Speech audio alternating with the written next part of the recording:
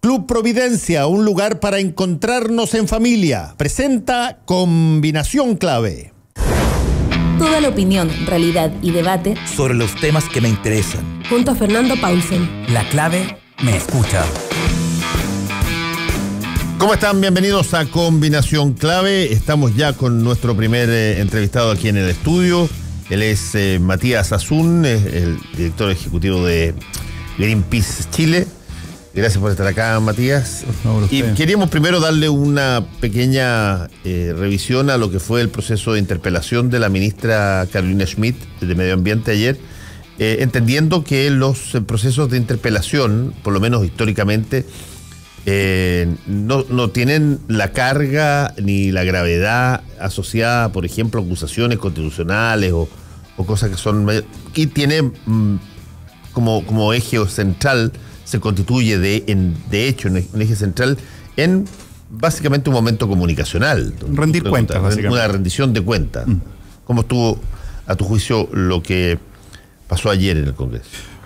A ver, sí, porque es una rendición de cuentas y la ministra también decidió enfocarlo como una opción positiva, ¿no? Uno miraba las reacciones de Sebastián Torrealba, que es diputado por Renovación Nacional y miembro de la Comisión de Medio Ambiente, y luego que básicamente decía que la izquierda era intransigente, que todo el mundo estaba en contra, que le daba su respaldo al presidente Piñera, y luego inmediatamente habla la ministra, ¿no? Se mete un poco en la cámara, y la ministra da un discurso más nice, buena onda, de pude venir a rendir cuentas, estamos todos muy afectados. A mí me parece que las interpelaciones hoy día sirven poquito. Ahora, Respecto del contenido, a mí me parece que estuvo un poquito liviana la interpelación en términos de las verdaderas cosas que podrían habérsele preguntado a la ministra respecto de su rol como ministra de Medio Ambiente en un país que se está secando, en un país que está pronto a enfrentar una nueva temporada de incendios forestales, en un país en donde las personas que viven en Quintero Puchuncaví recibieron la gran noticia de que Chile iba a rebajar su nivel de ambición y iba a continuar después de pedirle al mundo entero, ¿no? Escuchábamos al presidente Piñera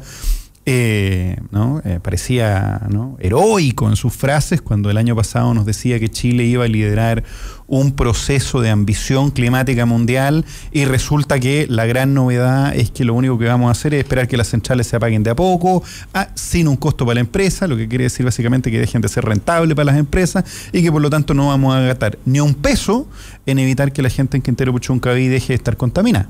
Entonces la ministra ayer apela a un discurso emocional, dijo, si mal no recuerdo, conté unas 27 veces que teníamos que trabajar todos juntos en construir un país mejor, pero ella básicamente no ha hecho, en su calidad de ministra, nada por mejorar las normas de azufre, que todos los días tienen pics y por lo tanto detonan en los episodios críticos en Quintero Puchuncaví. Es decir, todo casi... Es raro el día en donde esto no ocurre en Quintero Puchuncaví, ¿no? En las zonas de sacrificio. Es raro el día en donde la contaminación no supera los niveles permitidos por una norma que ya de por sí es laxa y tiene que superarse 300 veces, ¿no?, para que haya realmente una posibilidad de actuación, lo que significa básicamente que es como, yo hace algún tiempo di el examen de, cuando di el examen de manejo, uno podía responder mal 3 preguntas, ¿sí? Es decir, yo podía responder mal 3 veces si hay que frenar, mirar para los lados y pasar, o acelerar frente a una luz roja.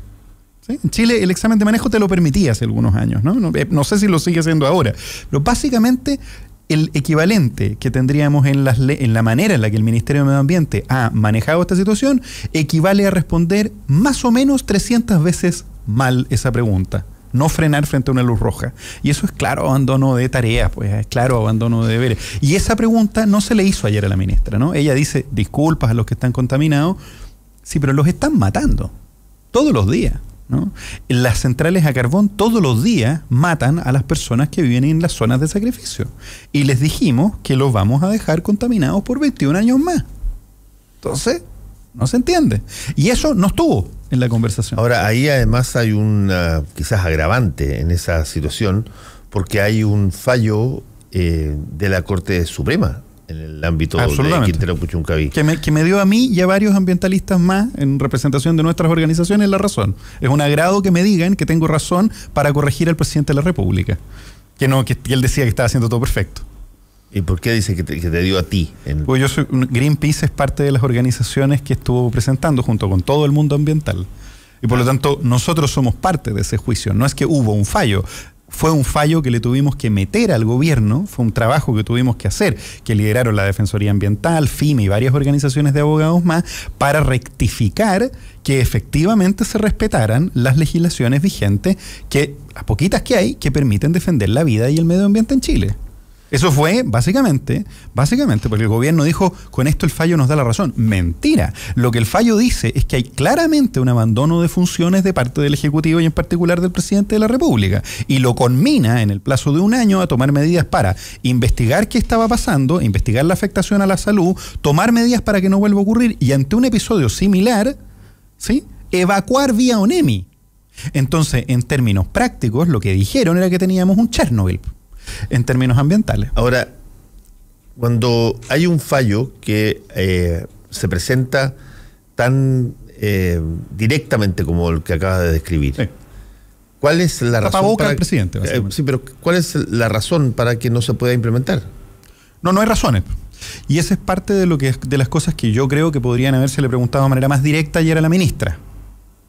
¿Por qué el fallo es de mayo del año pasado? Y le dio un año perentorio de cumplimiento, ¿no? Ustedes ayer conversaban con Alejandra Donoso de la Defensoría Ambiental, en donde ella en última mirada explicaba todo lo que no se ha hecho y las respuestas mediocres que ha dado la autoridad ambiental en particular, también las autoridades en salud, ¿no? El ministro Mañalich viene de la greda, pues, ¿no? Le tembló la mano, ¿no? Él que se pinta como un tipo duro, pero le tembló la mano a la hora de cerrar la fundición de Codelco. Él lo amenazó, dijo yo voy a tomar medidas, le tocó el escándalo de la greda al ministro Mañalich siendo ministro de salud y le tembló la mano, no se atrevió, ¿no? Fue cobarde en términos de atreverse a decirle a Codelco que era lo que realmente tenía que hacer, y hoy este gobierno está haciendo exactamente lo mismo, actuando de manera cobarde y cómplice con quienes hoy están contaminando, que son fundamentalmente aquellos responsables de las emisiones de azufre, como la fundición de Codelco Ventanas, y también las termoeléctricas que están ubicadas en la zona, ¿sí? Y para que no me digan que solo pegó para un lado, lo digo de manera muy clara, aprobadas de manera ilegal en los últimos días del gobierno de Michelle Bachelet. ¿Sí? Entonces, en términos muy claros, lo que hay que hacer en ese lugar es tomar medidas mucho más consistentes que no hemos visto. Y por lo tanto, a nuestro juicio, el fallo de la Corte Suprema no se está cumpliendo, por lo tanto, esperen medidas judiciales de nuevo. Lo que nos lleva a pensar, tal cual tú preguntabas ayer, ¿qué es lo que pasa cuando no hay controles, cuando no hay supervisión, ¿no? ¿Por qué en términos generales en Chile un ministerio, un conjunto de ministerios y el Ejecutivo literalmente no responden ante los fallos de la Corte Suprema? No se hacen responsables. Y eso pasa porque en Chile no hay contrapesos, no hay equilibrio en términos administrativos para hacer cumplir esas medidas, cuestión que por cierto podría mejorarse en la Constitución. A ver, estamos conversando con Matías Azun, director nacional de Greenpeace, y estábamos viendo lo que fue ayer la interpelación a la ministra Carolina Schmidt, y tú mencionaste que esta situación no tiene que ver necesariamente con este gobierno, sino que tiene que ver con una constante que se viene dando hace tiempo. Sí. Y aquí hay una situación que de alguna manera, creo yo, debe plantearse o debiera plantearse en una forma bien categórica a la población, sí, entendiendo de que probablemente hace 30 años mucha gente no creía o miraba todo lo que se tenía relación con el calentamiento global o el cambio climático como una suerte de exageración, en fin. Hoy día hay muy pocos que pueden señalar una cosa como esa. Por lo tanto, las cosas que se tienen que hacer o que se van a tener que hacer para enfrentar la crisis hídrica, el problema de contaminación, van a tener que eventualmente ser mucho más drásticas y mucho más perentorias.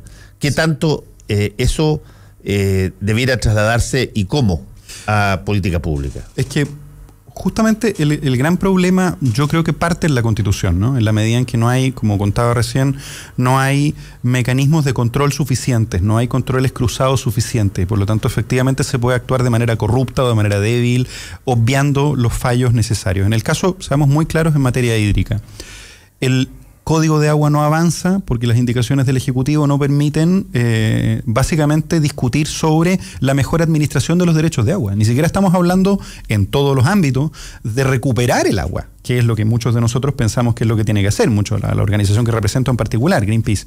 Ahora, y lo ha dicho miles de veces el vocero de Modatima, Rodrigo Mundaca. Ahora, en términos específicos, esas conversaciones no avanzan porque están bloqueados por el Poder Ejecutivo en este momento, ¿no? No avanza una ley de glaciares. No avanza tampoco a la velocidad que queremos una ley de humedales urbanas. Proyectos de ley que están. Cuando se presenta el proyecto de ley de cambio climático, lo que no viene es la partida de presupuestos para que cada uno de los sectores, de los encargados sectoriales, pueda desarrollar planes específicos de mitigación de cambio climático. Eso ya no existe. Quizás hay razones administrativas en cada uno de esos puntos, pero no hay una razón práctica para no discutir en un país que está 18 en el ranking de estrés hídrico, ¿no? Estamos justo después de Qatar, Arabia Saudita y de Israel, ¿no? Y cualquier persona que venga aterrizando por estos días en Santiago puede mirar cómo luce Santiago, ¿no? Hay agua para plantaciones, pero no hay agua para nada más. Y eso supone que el déficit de precipitaciones, que en el caso del río Maipo, que alimenta la cuenca de Santiago, ya es de un 19% menos de agua, ¿no? El río Maipo está muy afectado por la falta de precipitaciones y los glaciares que alimentan la cuenca del río Maipo también están recibiendo mucho menos nieve y por lo tanto hoy el balance de masa se está perdiendo a una velocidad todavía más avanzada, ¿no? Situaciones que dejamos de comprender, tienen en riesgo posible en los próximos años o meses la estabilidad del consumo humano en la ciudad de Santiago. Cuestión que estamos estudiando de manera urgente porque todas las estadísticas nos han sorprendido, cada una de ellas tiene efectos sinérgicos sobre otra. Hay menos precipitaciones, hay más estrés hídrico, no hay mecanismos para hacerlo más eficiente y para nuestro horror, los informes de las empresas sanitarias vinculadas al procesamiento de agua hablan de que se pierde entre un 30 a un 40% de agua porque no la manejan bien, porque es gratis. Entonces, en términos prácticos, hoy negarse a legislar, como lo hizo el Senado, amparándose en quórum constitucionales especiales, para legislar sobre una cuestión que es fundamental en términos de garantía de la vida, mientras el gobierno no hace nada y bloquea la discusión del Código de Agua y la de ley de glaciares, y uno dice, bueno, con razón hay estallido. Matías Asún, director nacional del Greenpeace, está conversando con nosotros. Ahora, miremos algunas de las cosas que planteémoslo quizás en términos comparativos, Matías. Otros países que más o menos están en la misma dimensión de situación de gravedad respecto a la nuestra, ¿qué se está haciendo? ¿Qué están haciendo otros países? ¿Dónde podemos mirar una suerte de modelo? Una muy buena pregunta. A ver, lo primero es que los estudios en Chile ya están señalando que el proceso más efectivo es el tratamiento de agua, es reciclarla y optimizar el uso de agua, ¿no? Esta es la gran solución, ¿no? Que la cañería no pierda agua y que el agua que usamos, que se pueda reutilizar, se vuelva a reutilizar y podamos procesarla, tratamiento de aguas grises. ¿Por qué? ¿No? Es lo que está haciendo Israel, lo que están haciendo los países árabes, lo que están haciendo también otras zonas, en el caso de Australia, etcétera, que están reutilizando las aguas, es decir, tienen un manejo optimizado del recurso hídrico. ¿Qué es lo que pasa en Chile, por el contrario, ¿no? La gran solución que se ha ofrecido en estos días, el gran plan para enfrentar el cambio climático, es poner baldes en los ríos, ¿no? Esta idea que ha propuesto la Cámara Chilena de Construcción, empresa, por supuesto, que gana haciendo obras o construcción, básicamente son cementeros, ¿no? Construyen cosas. Entonces, ¿cuál es la gran solución? Represar los ríos, ¿no? Porque tenemos una convicción en la élite económica de que los ríos son canaletas, en donde el agua se pierde en el mar, frase de Su Excelencia el Presidente de la República, que no le daría muy bien en ciencias naturales. En términos generales, los ríos son parte de ecosistemas y mantienen la vida. Por lo tanto, un río, que el agua corra de esa manera, es extremadamente necesario para el Chile como lo conocemos. En el caso de la Patagonia existe porque tenemos ríos y el 33% de los grandes cetáceos del planeta llega a los senos de la Patagonia porque son las desembocaduras de los ríos en donde esos minerales permiten el surgimiento de la vida que sirve para que se alimente, ¿sí?, esa fauna y esa flora especial que permite que Chile sea uno de los 7 hotspots más importantes en biodiversidad del planeta. Por tanto, por darle un tapón al río tiene impactos ambientales gravísimos. Dicho eso, es claro que probablemente vamos a necesitar hacer obras hidráulicas, pero tienen este impacto. Vamos a las desalinizadoras. Lo dijo el The Guardian hace 2 semanas. El problema central es que si yo extraigo sal del mar y la devuelvo al mar, porque no hay manera de procesarla de manera efectiva, voy a aumentar en la costa, de manera muy clara, hasta 7 veces el nivel de salinidad, entre 4 a 7 veces el nivel de salinidad que tiene, y por lo tanto la gente se recordará que existe un mar que se llama Mar Muerto, y eso se debe a las tasas de salinidad que tiene. Adivinen qué va a pasar en la costa si llenamos de desalinizadora. Entonces, en términos prácticos, si estamos en un país que se está secando, lo que necesitamos es recuperar control sobre los recursos hídricos de manera centralizada y transparente y regulada, porque hoy día hay un mercado de agua que no está regulado. Eso es lo que estamos pidiendo, eso es lo que no puede ocurrir fundamentalmente por inacción del gobierno o por acción opositora del gobierno en torno a regular esta materia, y en la medida en que tengamos una constitución que resguarda que eso no ocurra en términos objetivos, ¿no? Básicamente permite que 12 senadores le ganen a 24 porque no juntan los 29 necesarios, por una cuestión tan básica como garantizar el resguardo de los derechos humanos y el resguardo a la vida vía el agua. Es fundamental. Por eso es que nos parece tan necesaria una nueva constitución para Chile que permita resolver estos temas, que permita resolver cómo vamos a finalmente garantizar la protección de los ecosistemas y de las personas en Chile. Y desde ese punto, supongamos que se pudiera, o que uno... Se supone que se va a poder, pues, claro, salvo que lo saboteen. Lógico, pero estoy hablando en términos incluso gubernamentales, que se toma la decisión de hacerlo. Sí. ¿Cómo se parte? Te lo pregunto porque normalmente cuando pasan este tipo de situaciones, pronto surge una comunicación a la ciudadanía que de alguna manera habla de esta manera. Tenemos que ponernos todos, qué sé yo, en disposición de cuidar el agua y miremos primero lo que cada uno hace en su casa. Sí. Y debiéramos cambiar cada uno nuestros comportamientos, dúchense 3 minutos, no dilapen el agua en el riego del jardín, qué sé yo. Sí. Combinen, si tienen jardín, claro, pastito con, qué sé yo, unos... Lávese los dientes cortando el agua. Exacto. Esto tiene mucho sentido, por cierto. Lógico. Sí. Pero ¿qué tanto el llamado a la, digamos, participación conductual de cada uno de los chilenos tiene un efecto que pueda generar un impacto equivalente a si es que hay decisiones o, digamos, las órdenes?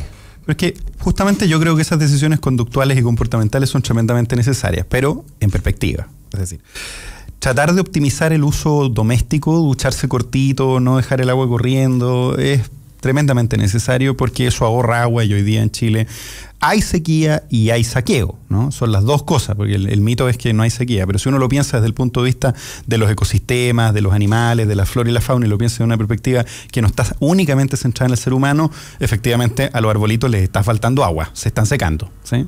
Por lo tanto, es ser generoso, reconocer que hay sequía y hay saqueo. Pero resulta que, y cito a el excelentísimo ministro de Agricultura, dueño de derechos de agua, según él mismo reconoció, que no declara, por cierto, en sus declaraciones de conflictos de interés, el problema central es que solamente entre el 2 al 5% del agua se usa para consumo humano en Chile. El 57% se utiliza de todo el país para consumo de la industria forestal, el 37% se utiliza para la industria agrícola y alrededor de entre el 12 al 20%, dependiendo de distintos lugares, y por supuesto en el norte es mucho más, para la industria minera. Por tanto, en términos prácticos, el problema central es que los derechos de agua están heterogéneamente consumidos y están adicionalmente en la base del modelo de desarrollo que tenemos, y por lo tanto están en la base de un modelo que además... Yo escuchaba ayer tus reflexiones y estos días en la radio, y todo lo que has dicho es el crecimiento es una obsesión ideológica, lo has dicho de manera muy clara. Pero a la base de eso hay otra convicción de la élite empresarial en Chile, que es no creer en la capacidad de innovación de Chile. Porque seguimos exportando piedras y fruta, que básicamente es exportar agua, ¿no? La fruta es agua. Entonces, en términos específicos, al no invertir en el patrimonio enorme que tenemos en términos de biodiversidad, al no invertir en energías renovables para dejar atrás el carbón, porque la única razón por la que existe el carbón es para hacerle un favor a las empresas que tienen carboneras. Chile tiene la radiación solar más importante del planeta y tenemos todavía 21 años más sin meterle la mano al bolsillo a las empresas del carbón. A pesar de que va a morir una enorme cantidad de personas por cáncer y enfermedades broncopulmonares, y niños no van a poder jugar desde niños, desde que son chiquititos, como pasa en Quintero Puchuncaví, o van a tener plomo en la sangre, como pasa en Coronel. Entonces, en términos prácticos, el problema que tenemos es que hay una élite económica que no cree en el país, que no cree en la mano de obra del país, y que cree que hay que privatizarlo todo. Por lo tanto, regular los glaciares podría alejar la inversión. Discutir sobre derechos de agua podría no proteger la inversión. Discutir sobre la propiedad genética de las semillas podría ahuyentar la inversión. Y uno revisa la Constitución de Suiza, ¿no? Y la Constitución de Suiza dice: vamos a resguardar que los recursos hídricos y en particular el agua para consumo humano sean una prioridad, y vamos a resguardar como principio máximo en la Constitución que eso esté garantizado como principio fundamental. Respecto del patrimonio genético, lo vamos a considerar parte del patrimonio de toda la humanidad y resguardaremos que no se hagan usos maliciosos ni privativos que impidan el derecho humano a la vida y particularmente el bienestar de las personas. Cuando revisamos sobre basura y residuos, vamos a intentar reducir la cantidad de residuos y además incentivar una industria de reciclaje en la cual quien produce sea responsable para que el círculo sea beneficioso y tengamos realmente una economía circular. Y todos esos credos progresistas de países desarrollados no los tiene la élite económica en Chile. Son muy pocos los casos en donde eso no ocurre. Entonces, además de la obsesión por el crecimiento, está una obsesión del crecimiento subsidiado, ¿sí? En donde me lo tienen que dar todo en bandeja, ¿no? Y en donde la expresión más clara es el ministro de Agricultura, cuando él se escuda diciendo: bueno, yo exporto manzana, mi familia es una de las grandes exportadoras de manzana, las manzanas se producen con agua, y o inventó el mejor sistema para producir manzanas sin suficiente agua, con los 230 y tantos litros que dijo que tenía, o realmente él en su patrimonio familiar completo tiene los 29.000 litros que le están reclamando Modatima que tiene. Y resulta que si tenéis 29.000 litros y estáis presentando proyectos de ley e indicaciones al Ejecutivo para no legislar en materia de seguridad hídrica, te tengo noticia, es el tremendo conflicto de interés y por lo tanto es impresentable tu posición como ministro de Agricultura negándote a discutir sobre la seguridad hídrica de un país que se está secando. Tú mencionaste 2 veces las relaciones que había entre la necesidad de agua y, por ejemplo, la producción de determinados bienes. Y creo que existe, y esto es una cosa que no se conoce mucho, porque por lo menos yo no me recuerdo, y yo soy bastante más mayor que tú, no me recuerdo en el colegio que me hayan pasado una escala de cuántos litros de agua se necesitaba para sacar ¿qué productos? 18.000 litros por kilo de carne, por ejemplo. Por ejemplo. Claro. Es una cosa que ha aparecido ahora o que uno ha visto ahora en la medida que se ha puesto el tema del agua muy en mediano. Pero eso no es parte, si tú quieres, del acervo cultural y del acervo que cada cual debiera tener respecto a eso. Ahora, no. Si tú quieres sacar 1 kilo de carne, necesitas 18.000 litros. Sí. Lo que significa que el consumo humano es de varios cientos de miles de litros al día en términos generales. Eso el humano, el chileno, no quiere prescindir probablemente, claro, pero vamos a recibir de su forma de comportarse en términos alimenticios. Es parte del problema.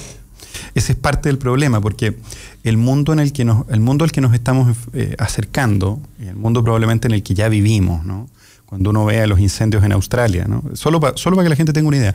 En Brasil se quemaron alrededor de 2,2 millones de hectáreas y nos parecía aterrador, ¿no? La pluma llegó a África. El efecto que eso va a tener es gigantesco, pero en Australia se están quemando más de 10 millones de hectáreas, cerca de 12 según algunos registros. 12 millones de hectáreas. En el camino entre el minuto en el que esto ocurrió, previo a la COP, y ahora, además, hay 6,4 millones de hectáreas quemadas en Siberia, de bosque del círculo polar. Y muy denso por lo demás, un bosque especialmente necesario para los equilibrios climáticos de Europa. Situaciones como esa, no habíamos visto nunca en la historia. Y por tanto se vuelve extremadamente necesario comprender que cada día en el que nos demoramos en tomar estas decisiones progresivas sobre optimización del uso de los recursos, sobre sustentabilidad en la economía, sobre criterios verdes que permitan garantizar el bienestar de las personas, cada día que pasa el interés crece y cada día que pasa el sacrificio que vamos a tener que hacer es más, es mucho más. Y ahí es donde empieza el problema. No es una cuestión optativa reducir la huella hídrica de mi consumo. No es una cuestión optativa, vamos a tener que hacerlo. Y vamos a tener que hacerlo además en todas las implicancias que esto tiene en materia de puestos de trabajo, incorporación de innovación tecnológica, en materia de construcción e infraestructura. ¿Cómo vamos a concesionar las plantas que van a reutilizar aguas, digamos? ¿Qué normativa va a aplicar? ¿No? Para que no nos pase lo que está pasando en Osorno, ¿no? Con ESAL, con las sanitarias que no funcionan.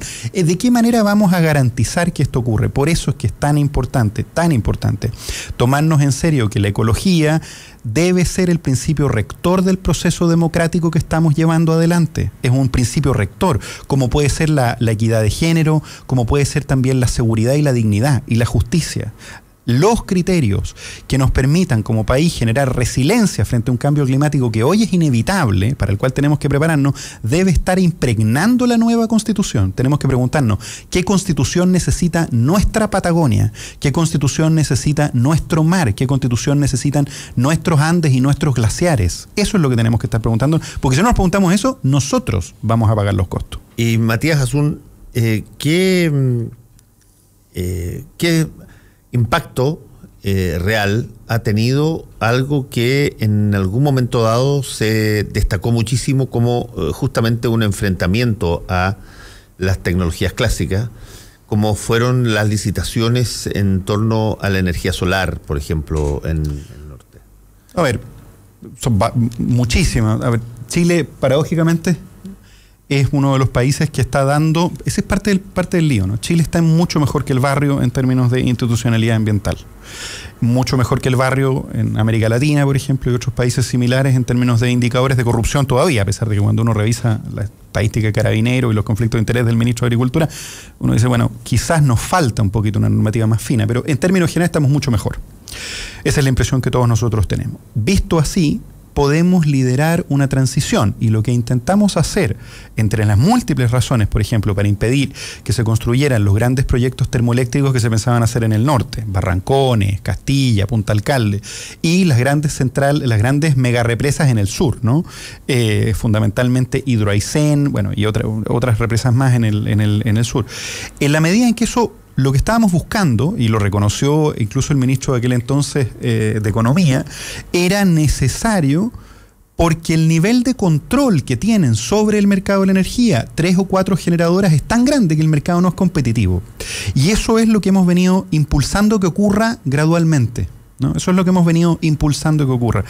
Chile tiene, desde ese punto de vista, una posibilidad real de exportar energía si nos tomásemos en serio esto que somos el Dubái de la energía solar, en términos generales. Si pudiésemos tomarnos eso y además permitir que tuviéramos paneles solares en el techo que sean realmente rentables, porque la energía Endesa me la vende a un precio, o Enel, AES, Gener, Colbún, pero el panel solar no compite de la misma manera porque la ley de net metering no machea de la misma forma los precios, ¿no? A mí si yo la devuelvo a la matriz, me la paga por precio de costo, pero si me la vende con precio de distribución, Endesa, ¿no? Entonces ellos siempre ganan un porcentaje extra. Desde esa perspectiva, es tremendamente necesario que nos tomemos el rol nacional como un rol que puede impulsar una transición hacia una economía verde y que estamos además en buena condición para hacerlo. Esto supone enfrentar primero las injusticias distributivas de los recursos naturales, que están básicamente acaparados y propietarizados y acaparados. El agua, las concesiones mineras, los permisos forestales, las salmoneras, ¿no? Hay que recordar que la presidenta Bachelet creó una red de parques nacionales, pero que en todo el borde, ¿no? Y esto lo presentamos en la Contraloría, está repleto de salmoneras. Y se crearon los parques nacionales de tal manera que no permiten, ¿no?, que llegan hasta el borde, hasta donde termina la tierra. Ahí termina el parque nacional. Todo eso podemos... ¿Qué tiene la salmonera para parecer tan nociva, digamos? Porque, a ver, uno tiende a pensar, sí, desde su conocimiento mínimo al respecto, pero ahí tú tenemos peces en lagos, peces en mar, peces que alimentan y se portan, en fin. Justamente, para no terminar, para que quede clara la última respuesta, para que no parezca un tiro al córner, Chile tiene entonces la posibilidad de liderar, ¿no? En términos generales. Respecto de por qué las salmoneras, la pregunta es sí, efectivamente son peces, a una proporción 7 veces mayor que en otros cultivos acuícolas, que requiere alrededor de 7 a 5 kilos de proteína animal, de pescado, blanco, local, para producir 1 kilo de pescado de salmón, que tiene además una de las tasas de accidentabilidad laboral más altas del país, porque no hay condiciones laborales para trabajar, que tiene además que se consumen, lo ha dicho Seana muchas veces, tú has entrevistado a Lisbeth hablando al respecto, alrededor de 500 veces más consumo de antibióticos, y aunque tengan vida media, en los hechos, muchas veces se rechazan exportaciones de Chile por salmones porque las trazas de antibióticos son más altas de lo que los países soportan. ¿Qué requiere? Entonces, lo que estoy diciendo es básicamente, lo que hacemos es llenar de antibióticos y químicos que además impiden la formación de moluscos y por lo tanto eliminan la industria de recolección artesanal, de mujeres, de recolectores de orilla, y no hay marisco. Por lo tanto, básicamente lo que haces es destruir un territorio, le quitas los peces. Requieren ley de pesca, de hecho, le requieren una ley de pesca que permite que se pueda saquear el mar para proveer de proteína a una industria que tiene este nivel, y por supuesto es el récord en materia de violaciones a la normativa ambiental, que se instala en lugares al punto de destruirlo, que además utiliza tanto plástico como solo en superficie, la región de Valparaíso, ¿no? Solo la región de Chiloé, el plástico que se consume en las redes, que tienen que cambiarse cada 6 meses, que tienen a Calbuco transformado en uno de los peores vertederos de basura industrial del país, uno de los lugares más pobres del país, por cierto, una zona de sacrificio de la industria minera, de la industria acuícola, de los salmoneros. Ese tipo de situaciones son las que hoy día nos llevan a pensar que la industria salmonera hoy está fuera de control y que no existe tal cosa como una salmonicultura responsable, y que por lo tanto esta idea de que el salmón es como el pavito y te hace bien, oculta en realidad que estás comiendo un pescado que es un asco, que está teñido y que no tiene nada de sustentable en su proceso originario. Pero cuando esta industria hace lobby contra el gobierno para impedir que los parques nacionales protejan el perímetro de agua y diseña los parques nacionales, las donaciones, sin resguardar el mar, ¿no? Es increíble, son islas. El decreto que crea los parques nacionales, particularmente el Parque Nacional de Cahuéscar, tiene 10 páginas de coordenadas. 10 páginas de coordenadas, porque tuvieron que colocar cada isla y dibujarla en el mapa y colocar las coordenadas de cada uno de los polígonos en el decreto, porque no quisieron proteger el mar. ¿Por qué? Porque está lleno de salmonera, a pesar de ser el hábitat de especies endémicas como el delfín chileno, a pesar de estar estrechamente relacionado, la frase era del presidente, ¿no? Sin azul no hay verde, bueno, ¿no? Parece que sin naranjo no hay verde, pero del otro verde, desde La Plata, ¿no? Entonces, bueno, ahí estamos. Esos son los temas pendientes que tenemos en Chile. Matías Azún, director de Greenpeace Chile, muchas gracias por haber estado con nosotros. Por favor, usted. Bueno, volvemos en un ratito. Ya sea que estés planificando una reunión o una capacitación, Nogales Hotel and Convention Center cuenta con